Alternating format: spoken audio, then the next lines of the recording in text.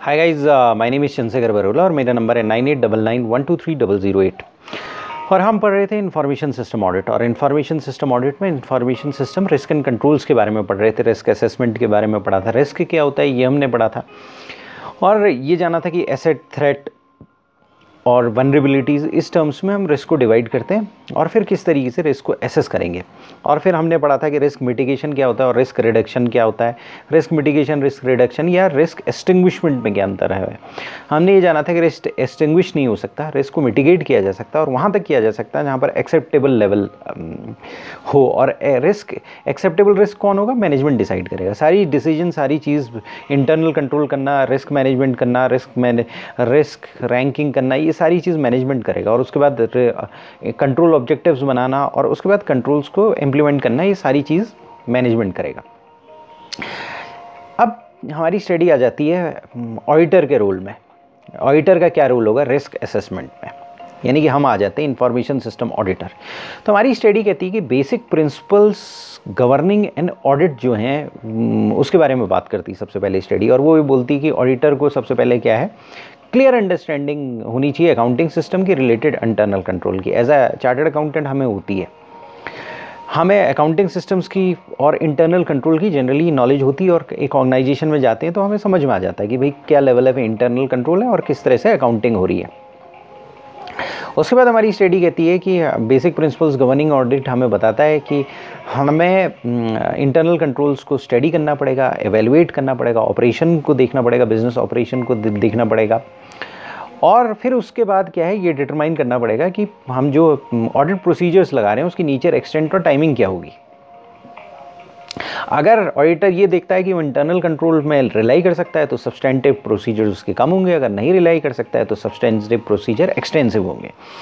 और अगर internal control में रिलाई कर सकता है तो वो नेचर और टाइमिंग, एक्सटेंट ऑफ चेकिंग उसकी डिफर कर जाएगी।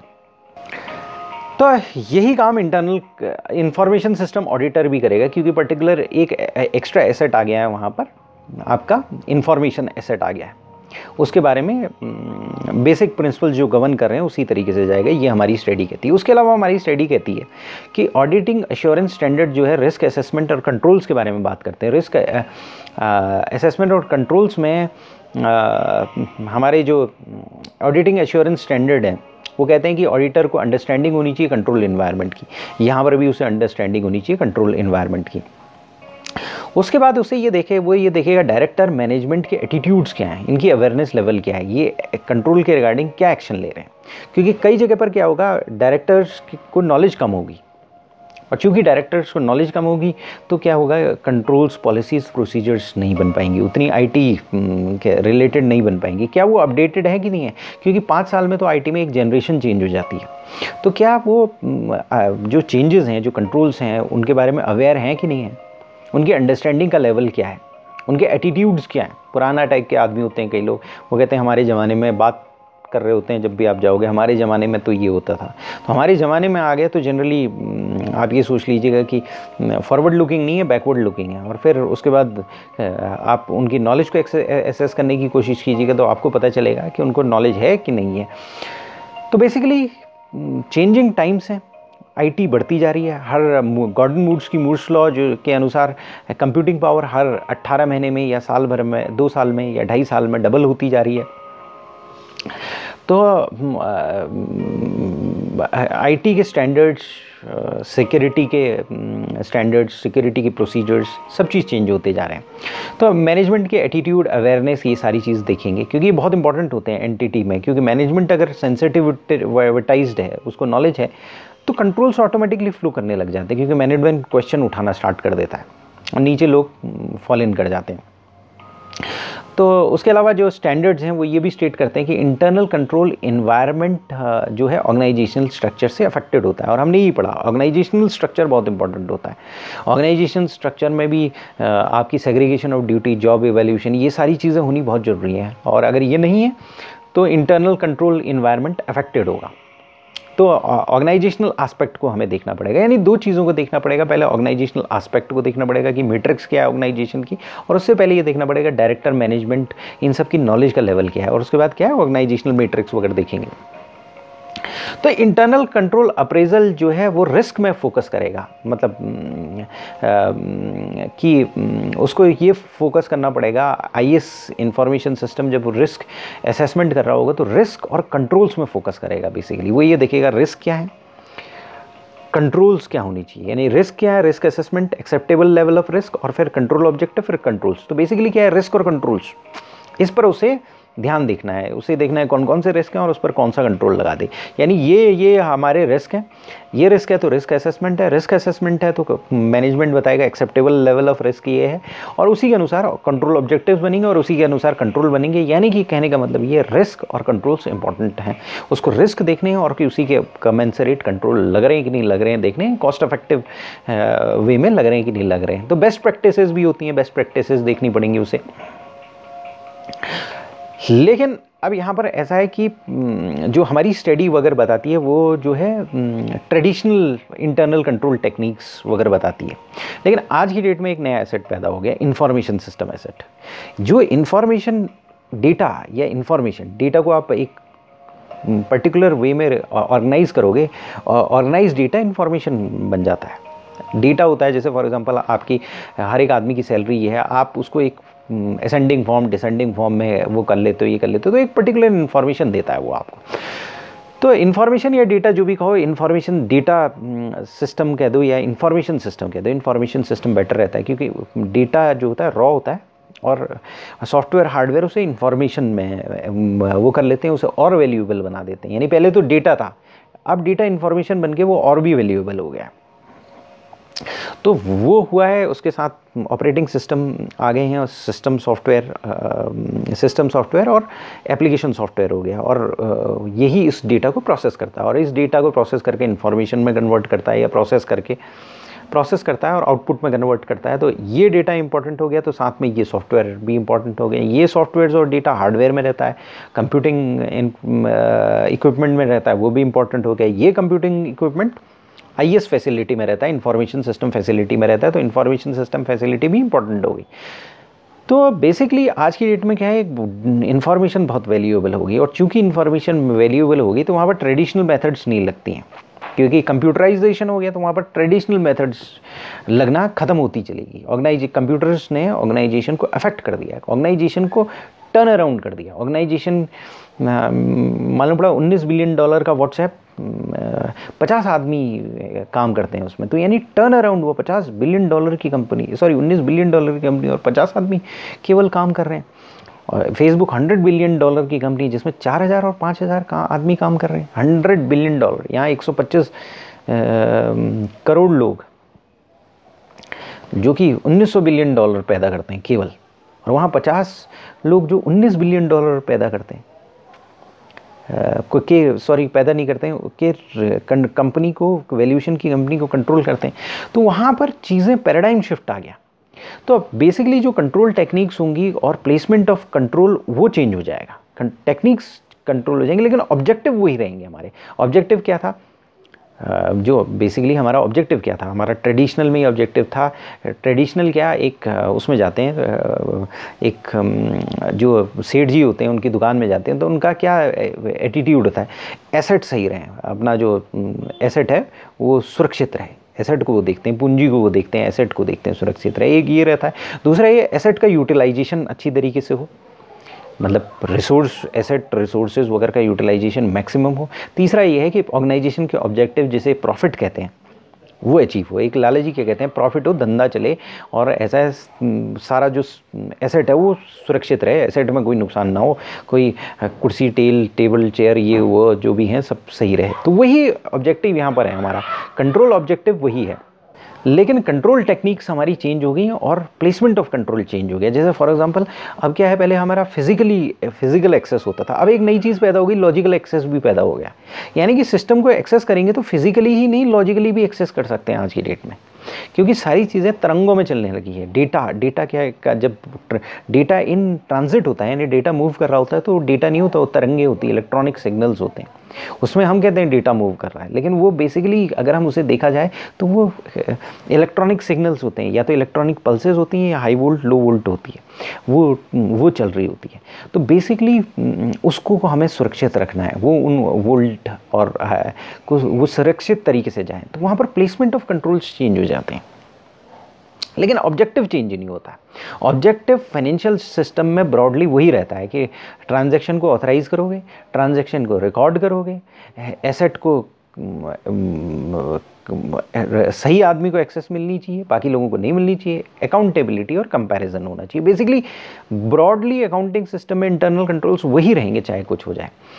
लेकिन क्या होता है कि ट्रांजैक्शन ऑथराइजेशन है, मालूम पड़ा पहले एक पूरी चेन बनी थी, आपका पूरा माल, एक गोडाउन होता था, उसमें माल आता था, उसमें ऐसा है कि गुड्स रिसीव नोट बनता था, उसके बाद ऐसा है क्या कहते हैं वो 3 कॉपियाँ बनती थी, एक कॉपी आपने जिसको मस्जिद से माल लिया उसके पास देते थे, एक अपने पास रहते थे, एक अकाउंटिंग डिपार्टमेंट के पास जाते थे, फिर वो जाता था अकाउंटिंग डिपार्टमेंट के पास, वहाँ कहता था जी माल डिस्पैच हो गया जी, अब टर्म्स हो गई, अब क्या कहते हैं आप हमें पैसा रिलीज़ करो, फिर वो ऑथराइजेशन होती थी, फिर उसके बाद चेक बनने के लिए इंस्ट्रक्शन जाते थे, अकाउंटेंट चेक बनाता था, ऑथराइज सिग्नेटरी चेक क्रिएट करता था, ऐसे ही लंबी चौड़ी प्रोसेस होती थी।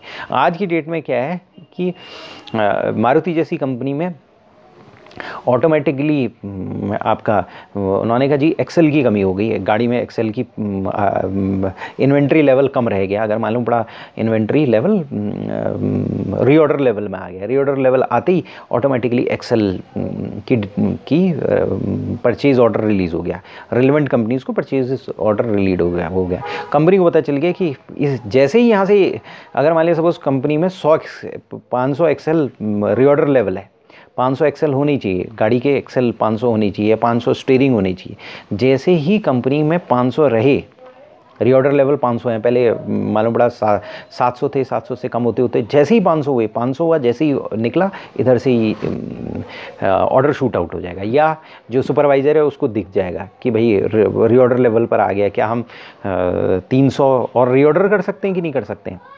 रीऑर्डर लेवल पर रीऑर्डर क्वांटिटी होती है, रीऑर्डर क्वांटिटी सपोज 300 है, उसने बटन दबाया यस, अपने आप चला गया ऑर्डर, चला गया रिलेवेंट कंपनी मिंडा कॉरपोरेशन या इन सब के पास चला गया।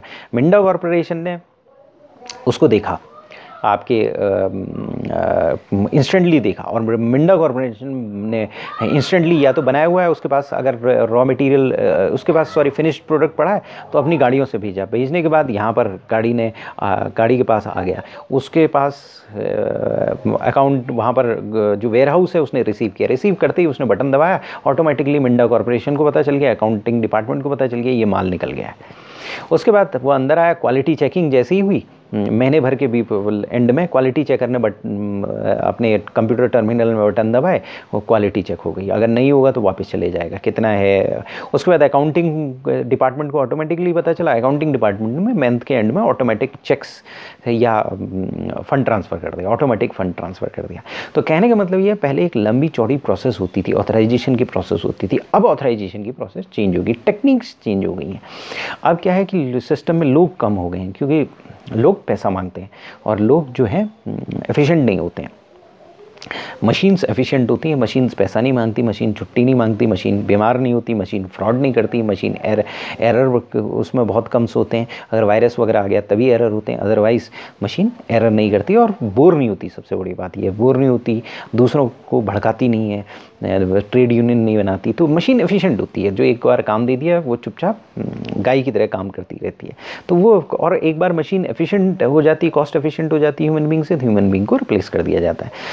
तो बेसिकली चेन में ह्यूमन बीइंग रिप्लेस होता चला गया, और क्या है कि एफिशिएंट सिस्टम्स क्रिएट होते चला गया। और वहाँ पर क्या है कि मेथड्स चेंज हुई, लेकिन ऑब्जेक्टिव वही था। ऑब्जेक्टिव आज भी फाइनेंशियल अकाउंटिंग का वही है कि ऑथराइज़ करोगे आप ट्रांजैक्शन को, रिकॉर्डिंग करोगे उसकी ट्रांजैक्शन की। अब ऑटोमेटिक रिकॉर्डिंग होती है, ऑथराइजेशन की प्रोसेस बहुत ईजी है, कंप्यूटर अपने आप बता देता है आपको, फाइनल सब कुछ ऑटोमेटिकली बता देता है कि ये रीऑर्डर लेवल आ गया, आपको बटन दबाना है, यस 300 को खुद ब्लिंक करने लगेगा, 300 रीऑर्डर लेवल है, आपको अगर उसमें चेंज करना है तो चेंज कर लीजिए, नहीं तो एंटर दबाइए और ऑर्डर चला गया।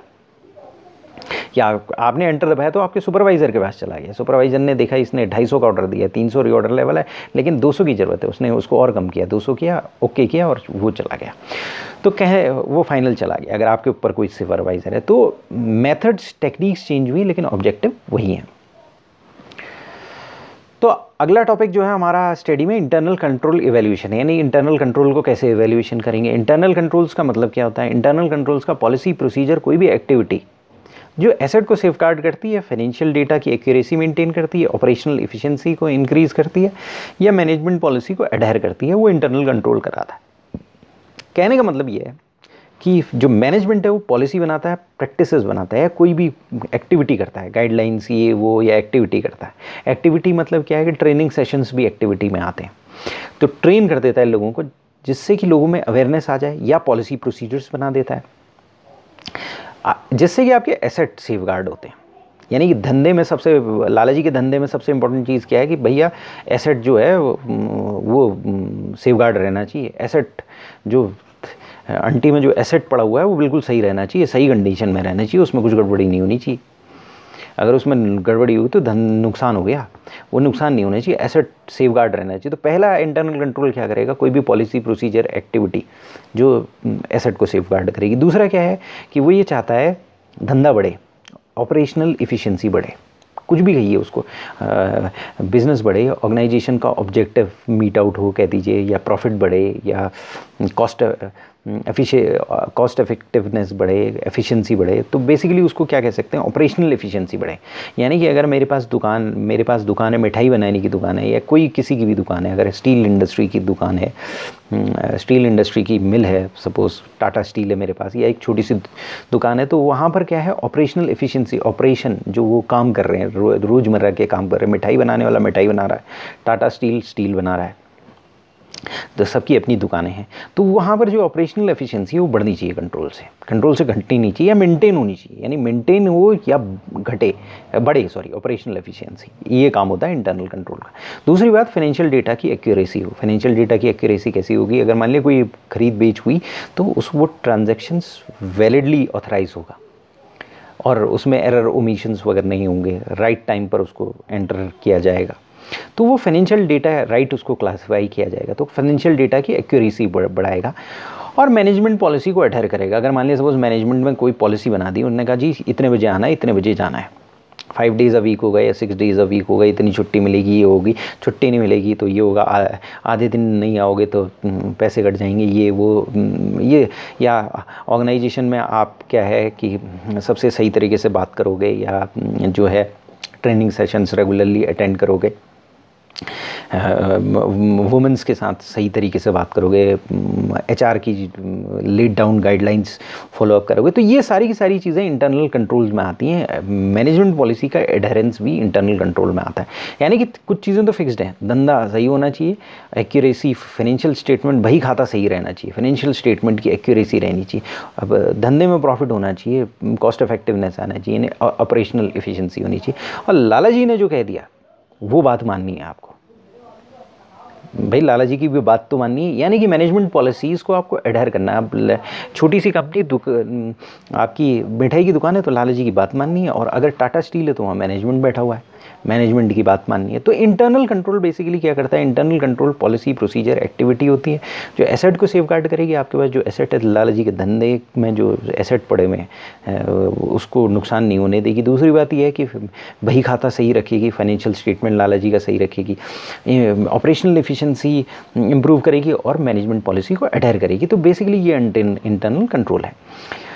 तो जो फाइनेंशियल स्टेटमेंट आपके सही या बही खाता जो सही तरीके से होते हैं उसमें एक डेटा रिफ्लेक्ट कर रहा होता है, और वो इंटरनल कंट्रोल की वजह से रिफ्लेक्ट कर रहा होता है। एक इंटरनल कंट्रोल सिस्टम हमने बैठाया होता है और उसकी वजह से फाइनेंशियल स्टेटमेंट में डेटा सही तरीके से रिफ्लेक्ट करता है। अब उसमें क्वांटिटेटिव डेटा होता है, क्वालिटेटिव डेटा भी होता है।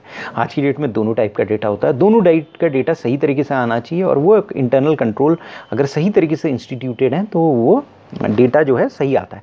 और वो डेटा इंपॉर्टेंट हो गया है क्योंकि ऑर्गेनाइजेशन में डेटा इंपॉर्टेंट हो गया। आज डेटे से आप ऑर्गेनाइजेशन को कंट्रोल करते हो, आपको पता चलता है प्रॉफिट हुआ है कि नहीं हुआ है, उसी से पता चलता है, उसी से इंटरनल कंट्रोल को मैनेज करते हो। तो अगर आप कंट्रोल वीकनेसेस को आइडेंटिफाई कर रहे हो तो बेसिकली आप इंफॉर्मेशन सिस्टम ऑडिट कर रहे हो तो आप क्या करोगे, कंट्रोल वीकनेसेस को आइडेंटिफाई करोगे। ये आपका इंफॉर्मेशन सिस्टम ऑडिट का में काम होगा। बेसिकली क्या है, इंफॉर्मेशन सिस्टम ऑडिट में जाओगे तो आपके पास सबसे वैल्यूएबल एसेट होगा, इंफॉर्मेशन एसेट होगा, उसके पीछे सॉफ्टवेयर होगा, उसके पीछे हार्डवेयर होगा, उसके पीछे इंफॉर्मेशन सिस्टम फैसिलिटी होगी, कंप्यूटिंग इक्विपमेंट्स के पीछे कंप्यूटिंग फैसिलिटी होगी पूरी की पूरी। तो वहाँ पर कोई कंट्रोल लैक्स ना रह जाए। कंट्रोल अगर लैक्स रह गया तो प्रॉब्लम होगी। तो आपका इंफॉर्मेशन सिस्टम ऑडिट में आप क्या करोगे, हमारी स्टडी कहती है ये इनहेरेंट पार्ट है हर ऑडिट का कि कंट्रोल वीकनेसेस को आइडेंटिफाई करें। इंडिविजुअल ट्रांजैक्शन देखेगा तो इंडिविजुअल ट्रांजैक्शन देख सकता है ऑडिटर, देखेगा भी, लेकिन कंट्रोल्स उसे देखने बहुत ज़रूरी हैं। कंट्रोल्स में वीकनेसेस हैं तो ट्रांजैक्शन में गड़बड़ी आ जाएगी। और कंट्रोल स्ट्रॉन्ग है और वो इंस्टीट्यूटेड हैं और रेगुलरली इंस्टीट्यूटेड रहने की उसकी पॉसिबिलिटी है, मैनेजमेंट जागरूक है, तो वहाँ पर गलतियाँ कम होंगी, मिस्टेक्स कम होंगी, वहाँ पर फ्रॉड कम होंगे, एरर्स कम होंगे, वहाँ पर के फाइनेंशियल स्टेटमेंट सही बता रहे होंगे, वहाँ के एसेट सेव गार्डेड होंगे, वहाँ के मैनेजमेंट पॉलिसी को एडहेर किया जा रहा होगा, वहाँ पर ऑपरेशनल एफिशिएंसी आ जाएगी। ये सारी की सारी चीज़ें ऑटोमेटिकली आ जाएंगी कि कंट्रोल सही होने चाहिए। अगर कंट्रोल सही है तो सही आ जाएगा होगा। तो उसमें क्या करोगे, आप क्या करोगे, कंडीशंस देखोगे, उसके कॉज एंड इफेक्ट देखोगे, रिलायबल एविडेंस गैदर करोगे। अगर मान लिया कंट्रोल वीक है तो रिलायबल एविडेंस देखोगे कंट्रोल वीक है, आप बताओगे अगले, क्योंकि आपको ओपिनियन देनी है तो मैनेजमेंट को बताओगे भाई साहब ये हमने ऑब्जर्व किया और इसके अनुसार जो है इसका डॉक्यूमेंटेशन हमारे पास है और कंट्रोल्स हमें वीक दिखाई दिए। अगर कंट्रोल स्ट्रॉन्ग है तो आप कहोगे हाँ स्ट्रॉन्ग है कि ये लेवल है, हमने और ऑर्गेनाइजेशन में भी ऑडिट किया था उसमें इतने ये इस तरह के कंट्रोल्स ही नहीं लगे, आप जो काम कर रहे हो कई मायने में तो आपके बहुत अच्छे तरीके से वर्क कर रहे हो। तो आप कंडीशंस एसेस करोगे, उसके कॉज एंड इफेक्ट देखोगे और रिलायबल एविडेंस गैदर करने की कोशिश करोगे। तो इंटरनल कंट्रोल बेसिकली क्या इंक्लूड करता है, सबसे पहले इंफॉर्मेशन सिस्टम के टर्म्स में अगर देखा जाए तो इंफॉर्मेशन सिस्टम और प्लान ऑफ ऑर्गेनाइजेशन होगा, मतलब ऑर्गेनाइजेशन का क्या प्लान है और बेसिकली इंफॉर्मेशन सिस्टम को इंक्लूड करेगा। दूसरा एफिशिएंसी ऑफ बिजनेस को एफिशिएंसी हो रही है कि नहीं हो रही है, तो मैनेजमेंट ने कौन सी मेथड्स अडॉप्ट की हैं ताकि ऑर्डरली और एफिशिएंट कंडक्ट है बिजनेस का, ये देखोगे। दूसरा पॉलिसीज़ देखोगे एसेट्स को सेफगार्ड करने की, और क्योंकि इंफॉर्मेशन सिस्टम ऑडिट कर रहे हैं तो इंफॉर्मेशन सिस्टम को सेफगार्ड करोगे। फ्रॉड और एरर को प्रिवेंट करोगे, डिटेक्ट करोगे। तो डिटेक्शन और prevention, fraud and error, normal fraud and error, accounting fraud और जगह फ्रॉड एंड एरर पड़ा करोगे, सेल्स में, परचेज में। और यहाँ पर क्या होगा, अकाउंटिंग सिस्टम नहीं, इंफॉर्मेशन सिस्टम में फ्रॉड एंड एरर देखोगे। एक्यूरेसी और कंप्लीटनेस देखोगे अकाउंटिंग रिकॉर्ड्स की, अकाउंटिंग रिकॉर्ड भी बेसिकली डेटा है तो उसकी एक्यूरेसी और कंप्लीटनेस देखोगे। अकाउंटिंग रिकॉर्ड बहुत इंपॉर्टेंट है, क्यों इंपॉर्टेंट है, क्योंकि वही रिकॉर्ड आपके ऑर्गेनाइजेशन को कंट्रोल करने में आपको हेल्प करेगा, वो सही चीज़ इंडिकेटर्स बताएगा। और आपके reliable financial statement timely prepare हो रहे हैं कि नहीं हो रहे हैं, सही टाइम पर प्रिपेयर हो रहे हैं कि नहीं कर रहे हैं, क्योंकि आज की डेट में क्या है, और राइट टाइम पर राइट डिसीजन लेना बहुत ज़रूरी है। इकोनॉमी बहुत तेज़ी से बढ़ रही है, नहीं कंपटीशन बहुत तेज़ी से बढ़ रहा है, तो फाइनेंशियल स्टेटमेंट आपने बाद में दी, काफ़ी समय बाद दिए, तो वो उसका फ़ायदा नहीं है, राइट टाइम में होना चाहिए। तो आप इंटरनल कंट्रोल की एडिकेसी आपको इवेल्युएट करनी है, ऑपरेशनल कंट्रोल्स आपको इवेल्युएट करना है। और ये मतलब ट्रेडिशनल अकाउंटिंग में क्या होता है, आपको इंटरनल कंट्रोल देखना होता है और ऑपरेशनल कंट्रोल देखना होता है। यहाँ पर भी आपको इंटरनल कंट्रोल की एडिकेसी देखनी है और ऑपरेशनल कंट्रोल की एडिकेसी देखनी है। तो बेसिकली जो है, जो कंट्रोल का हम इवैल्यूएशन करेंगे इंफॉर्मेशन सिस्टम ऑडिट के रूप में, इंफॉर्मेशन सिस्टम ऑडिटर के रूप में, वो बहुत ज़्यादा डिफरेंट है नहीं है। लेकिन आईएएस ऑडिटर को क्लियर कट अंडरस्टैंडिंग होनी चाहिए आईएएस ऑडिट के ऑब्जेक्टिव और स्कोप के बारे में, क्योंकि वहाँ पर स्कोप और ऑब्जेक्टिव थोड़े से डिफरेंट हो सकते हैं, थोड़ा सा टेक्निकल हो सकते हैं। क्योंकि क्या है कि नॉर्मल ऑडिट में क्या है, आदमी कंट्रोल कर रहा है, वहाँ पर क्या है, सॉफ्टवेयर कंट्रोल कर रहा है, हार्डवेयर कंट्रोल कर रहा है, वहाँ पर टेक्निकल एस्पेक्ट्स हो सकते हैं। तो उसको स्कोप और ऑब्जेक्टिव पता होने चाहिए क्योंकि कई बार क्या होता है उन्हें एक्सपर्टीज़ नहीं होती, आपको उसकी उन चीज़ों की उतने उस एरिया की एक्सपर्टीज़ नहीं होती, वहाँ पर आपको क्या है एक्सपर्ट्स की ओपिनियन लेनी पड़ेगी। तो स्कोप और ऑब्जेक्टिव समझना बहुत ज़रूरी है, क्योंकि आप क्या कर रहे हो, चीज़ों को ऑटोमेट कर दिया आपने। अब क्योंकि चीज़ों को ऑटोमेट कर दिया, पूरा सिस्टम ऑटोमेटेड हो गया और उस ऑटोमेटेड सिस्टम को 10 या 15 आदमी कंट्रोल कर रहे हैं। अब आप as an information system auditor को आदमी को ऑडिट नहीं कर रहे हो, पहले क्या हुआ आदमी से क्वेश्चनिंग कर रहे थे, अब मशीन के अंदर मशीन इन्वॉल्व है, उस ह्यूज सिस्टम को मशीन कंट्रोल कर रही है और उस मशीन के अंदर कभी भी वायरस आ सकते हैं और चीज़ें आ सकती हैं, तो वहाँ पर कंट्रोल्स भी ऑटोमेटेड कंट्रोल्स लगाने पड़ेंगे ताकि बाहर कोई हैकर या कोई वायरस आए तो एंटीवायरस हो, कोई हैकर घुसने की कोशिश करे तो फायरवॉल हो, लॉजिकल एक्सेस कंट्रोल्स हो। लॉजिकल एक्सेस कंट्रोल्स हो, फिजिकल एक्सेस कंट्रोल्स नहीं है। पहले क्या है कि आप कोई प्रॉब्लम हुई तो आपने कहा कि इंटरनल ऑडिट देखा कि आदमी से क्या है प्रॉब्लम है, यहाँ पर वर्चुअल आदमी है, रियल आदमी नहीं है। हैकर है तो वर्चुअल आदमी, कोई बाहर बैठा है, अगर वो अंदर घुस रहा है तो लॉजिकली घुस रहा है, तो उसमें एक्सपर्टीज़ का लेवल अलग हो जाता है, तो ऑडिट का स्कोप चेंज हो जाता है। तो आपको ऑब्जेक्टिव और स्कोप समझ लेना पड़ेगा। ओवरऑल ऑब्जेक्टिव वही रहेगा, लेकिन निटी-ग्रिटी में जाओगे तो वहाँ पर स्कोप और ऑब्जेक्टिव चेंज हो जाएंगे। मतलब आईएएस नीचे के लेवल पर जाओगे, अगर उसको जाओगे तो वो डिफरेंट टाइप की ऑडिटिंग हो जाएगी। तो आईएएस ऑडिट क्या हो सकता है कि वो कहेंगे कि जी फाइनेंशियल ट्रांजैक्शन के कंट्रोल्स आप देख लो, तो वो तो नॉर्मल तरीके से हम देख लेते हैं। हम जो है normal controls, normal information system auditor जो होता है, जो ट्रेडिशनल इंफॉर्मेशन सिस्टम ऑडिटर होता है, वो भी फाइनेंशियल ट्रांजैक्शंस के कंट्रोल्स वगैरह देख लेता है। तो उसमें एक जो इंफॉर्मेशन सिस्टम ऑडिटर होता है वो फेमिलियर होता है। या वो कह सकते हैं कि कंट्रोल्स, ऑपरेशनल कंट्रोल्स देखो ईआरपी इन्वायरमेंट में, तो वहाँ पर थोड़ी सी टेक्निकल एक्सपर्टीज़ बढ़ जाती है। कई बार क्या होता है स्पेसिफिकली टेक्निकल कंट्रोल्स देखने के लिए बोल दिया जाता है, आईएएस इंफ्रास्ट्रक्चर के, इंफॉर्मेशन सिस्टम इंफ्रास्ट्रक्चर के टेक्निकल कंट्रोल्स देखने के लिए बोला गया। अब आपको बोला गया डीआरपी देखने के लिए, डिज़ास्टर रिकवरी प्लानिंग सही हो रही है कि नहीं हो रही है, अगर डीआरपी के लिए फैसिलिटी है उसको ऑडिट करने के लिए बोला गया। तो ट्रेडिशनली तो डीआरपी फैसिलिटी होती ही नहीं है, क्योंकि इंफॉर्मेशन सिस्टम एसेट इतना वैल्यूएबल हो गया है कि आपको एक फैसिलिटी क्रिएट करनी पड़ती है, एक अलग सी फैसिलिटी इंफ्रास्ट्रक्चर क्रिएट करनी पड़ती है, क्योंकि ये जो डेटा है, डेटा हार्डवेयर और सॉफ्टवेयर में रहेगा और इक्विपमेंट में रहेगा, और ये इक्विपमेंट किस पर रहेंगे, इंफॉर्मेशन सिस्टम फैसिलिटी में रहेंगे। तो उस फैसिलिटी के अल्टरनेट आपने फैसिलिटी की क्रिएट की, अगर वो फैसिलिटी में डिज़ास्टर हो गया तो कौन सा कहाँ पर डिज़ास्टर रिकवरी प्लानिंग करेंगे, तो एक अल्टरनेट फैसिलिटी क्रिएट की। तो आपको हो सकता है टेक्निकली ये देखना पड़ जाए कि वो उस फैसिलिटी को देखना पड़ जाए, तो वहाँ पर ट्रेडिशनल मेथड्स काम नहीं करेंगे, वहाँ पर बहुत टेक्निकल चीज़ें काम करेंगी और उसकी नॉलेज होनी बहुत ज़रूरी है। तो यानी कि दोनों चीज़ें हो सकती हैं, लेकिन ब्रॉडली तो आपको ये देखना है कि एसेट सही से काम कर रहा है कि नहीं कर रहा है, ऑपरेशनल एफिशिएंसी है कि नहीं है। लेकिन उस डीआरपी को अगर आप ऑडिट करने जा रहे हो तो टेक्निकल एक्सपर्टीज़ होनी बहुत ज़रूरी है। तो यानी कि आईएएस ऑडिटर के स्कोप वेरी कर सकते हैं, बहुत ज़्यादा वेरी कर सकते हैं। अगर मान लिया सपोज आईएएस ऑडिट हो रहा है अकाउंटिंग सिस्टम का, कोई ईआरपी का है, तो आप कंट्रोल वीकनेसेस देखोगे, वहाँ पर भी टेक्निकल रीजंस होते हैं। उन टेक्निकल रीजंस की वजह से कोई अकाउंटिंग कंट्रोल इम्पैक्ट तो नहीं हो रहा, आप ये देखोगे।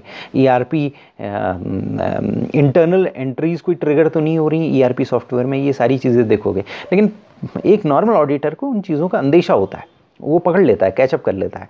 लेकिन जहाँ पर आपका बीसीपी वगैरह का आता है तो वहाँ पर हाईली टेक्निकल चीज़ें आती हैं, तो उसके लिए टेक्निकल एक्सपर्टीज़ होनी ज़रूरी होती है। इसीलिए as an information system auditor आपका स्कोप अच्छी तरीके से डिफाइन होना पड़ेगा। तो एक इंटरनल कंट्रोल फ्रेमवर्क होना चाहिए, और ताकि टेक्निकल कंट्रोल्स और उसके इम्पैक्ट पता हो सकें, मतलब बिजनेस में टेक्निकल कंट्रोल के क्या इम्पैक्ट है ये पता होनी चाहिए। और ऑडिटर उसको डॉक्यूमेंट करेगा, प्रोसेस करेगा, समराइज़ करेगा, और फिर उसी के हिसाब से स्टेट ऑफ कंट्रोल में रिपोर्ट करेगा। कहने का मतलब ये है, क्योंकि डेटा वैल्यूएबल हो गया है तो उसके पीछे सॉफ्टवेयर वैल्यूएबल हो गया, क्योंकि सॉफ्टवेयर ही उस डेटा को इन्फॉर्मेशन के रूप में रख रहा है, उसको प्रोसेस कर रहा है, उसको आउटपुट बना रहा है, उसको रिलेवेंट इन्फॉर्मेशन में कन्वर्ट कर रहा है। और वो सब किस में हो रहा है, हार्डवेयर में हो रहा है, एक कंप्यूटिंग इक्विपमेंट हो रहा है, और ये सब कहाँ है, कंप्यूटिंग फैसिलिटी में। तो बेसिकली एक नई चीज़ पैदा हो गई। तो यहाँ पर टेक्निकल कंट्रोल्स एवेल्युएट करना इंफॉर्मेशन सिस्टम ऑडिटर के लिए बहुत इंपॉर्टेंट है, पर्टिकुलरली जबकि हर 5 साल बाद जनरेशन चेंज हो रही है, हर 5 साल बाद चीज़ें ज़्यादा से ज़्यादा ऑटोमेटेड होती जा रही हैं, हर 5 साल बाद इंफॉर्मेशन सिस्टम्स का वैल्यू बढ़ती जा रही है, हर 5 साल बाद number of sensors across the world बढ़ते जा रहे हैं, अक्रॉस द ऑर्गेनाइजेशन बढ़ते जा रहे हैं। तो इंफॉर्मेशन सिस्टम ऑडिटर को इन सब चीज़ों को, टेक्निकल कंट्रोल्स को देखना पड़ेगा, उन्हें डॉक्यूमेंट करना पड़ेगा, प्रोसेस करना पड़ेगा, समराइज़ करना पड़ेगा और फिर रिपोर्ट देनी पड़ेगी क्या स्टेट ऑफ कंट्रोल है। लेकिन उससे पहले टेक्निकल कंट्रोल्स के बारे में उसे नॉलेज होनी चाहिए। एक पर्टिकुलर नॉलेज नहीं है तो फिर प्रॉब्लम क्रिएट हो जाएगी। तो अगर एक ऑडिट इंगेजमेंट आपके पास है तो उसमें आप इंटरनल कंट्रोल का इवैल्यूएशन तो आपको करना ही करना है। मतलब डायरेक्टली हो सकता है, ऑडिट ऑब्जेक्टिव डायरेक्टली कह सकता है या इनडायरेक्टली हो सकता है। और कई बार क्या होता है कि आप इंफॉर्मेशन अगर आपने गैदर की रिस्क असेसमेंट फेज़ में तो उससे आपको पता चल जाता है इंटरनल कंट्रोल्स कैसे हैं। रिस्क असेसमेंट फेज़ में जब आप करोगे, रिस्क असेसमेंट फेज़ में बल्कि आपको मोस्ट ऑफ द चीज़ें पता चल जाती हैं, अधिकतर चीज़ें पता चल जाती हैं। रिस्क असेसमेंट फेज़ कब होगा? रिस्क असेस करोगे तो आपको ऑर्गेनाइजेशन का पूरा स्टेट पता होना होगा, तभी आप अच्छा सही रिस्क असेसमेंट कर सकते हो। तो कई बार आपको रिस्क असेसमेंट के लिए बुलाया जाएगा, तो रिस्क असेसमेंट के लिए बुलाया जाएगा तो रिस्क को असेस करते करते आपको इंटरनल कंट्रोल्स के बारे में पता होना बहुत ज़रूरी है। क्योंकि रिस्क असेसमेंट कब करोगे? रिस्क होना चाहिए और साथ में कंट्रोल्स होने चाहिए। एक्सेप्टेबल रिस्क को डिटरमाइन करोगे और एक्सेप्टेबल लेवल रिस्क के लिए एक्सेप्टेबल कंट्रोल्स होने चाहिए। अगर कहीं गैप है तो आप बताओगे, तो आप वहाँ पर इंटरनल कंट्रोल देखोगे। मतलब या तो डायरेक्टली वो कहेगा कि इंटरनल कंट्रोल चेक करो, या वो आप कहेगा रिस्क असेसमेंट करो। आप अगर कोई भी चीज़ आपका स्कोप ऑडिट स्कोप में आ गया तो इंटरनल कंट्रोल तो बेसिकली आपको देखना ही पड़ेगा। अगर मान लिया सपोज रिस्क असेसमेंट के लिए उसने बोला है तो इंटरनल कंट्रोल देखोगे, लेकिन अगर आप उसने इंटरनल कंट्रोल इवैल्यूएट करने के लिए बोला है तो आपको वहाँ पर उसके ऑब्जेक्टिव्स भी पूछने चाहिए कि क्या ऑब्जेक्टिव्स हैं, और उसी तरीके से आप इंगेजमेंट का टाइप डिसाइड करोगे। इंटरनल, क्योंकि इंटरनल कंट्रोल की एरिया है जहाँ पर एक आईएएस ऑडिटर या एक इंटरनल आईएएस ऑडिटर या एक्सटर्नल आईएएस ऑडिटर इवैल्यूएट करेगा। कोई भी हो, एक्सटर्नल आईएएस ऑडिटर है वो इंटरनल कंट्रोल देखेगा, इंटरनल आईएएस ऑडिटर है वो भी इंटरनल कंट्रोल देखेगा। अगर एक कंप्यूटराइज्ड इन्वायरमेंट है तो इंटरनल कंट्रोल जो है एप्लीकेशन सॉफ्टवेयर के पार्ट होते हैं। जैसे मान लिया सपोज टेक्निकल एक्सपर्टीज़ क्यों चाहिए होती कि एप्लीकेशन सॉफ्टवेयर में ही कंट्रोल्स हैं, रिलेटेड सॉफ्टवेयर में ही कंट्रोल्स हैं, सॉफ्टवेयर में ही बिजनेस रूल्स लगे हुए हैं, वैलिडेशन, चेक्स और बैलेंसेस लगे हैं, ऑथराइजेशन उसी से हो जा रहा है, वैलिडेशन उसी से हो जा रहा है, एक्सेस लेवल्स ऑटोमेटिकली पता चल जा रहे हैं। वो एप्लीकेशन सॉफ्टवेयर में ही लॉजिकली बिल्ट इन होते हैं। तो आपको क्या है, एप्लीकेशन सॉफ्टवेयर इवैल्यूएट करना पड़ता है, क्योंकि आपने क्या है ह्यूमन बीइंग तो निकाल लिया लेकिन अब रूल्स बना लिए। अब आपको पता है कि रूल्स अगर सही हैं, ह्यूमन बीइंग तो फ्रॉड कभी भी कर सकता है, आपके जाती नज़र जाती कुछ चीज़ें हो सकती हैं, तो उसके लिए आपको अल्टरनेट कंट्रोल्स लगाने पड़ते हैं, सेग्रीगेशन ऑफ ड्यूटी लगानी पड़ती है। लेकिन सॉफ्टवेयर में अगर एक वैलिडेशंस लग गए हैं, एक्सेस लेवल्स डिफाइन हो गए हैं, आपके चेक्स एंड बैलेंसेस हैं, और तो क्या होता है कि फिर उसके बाद गड़बड़ी होने के चांसेस नहीं होते हैं। तो बिज़नेस रूल्स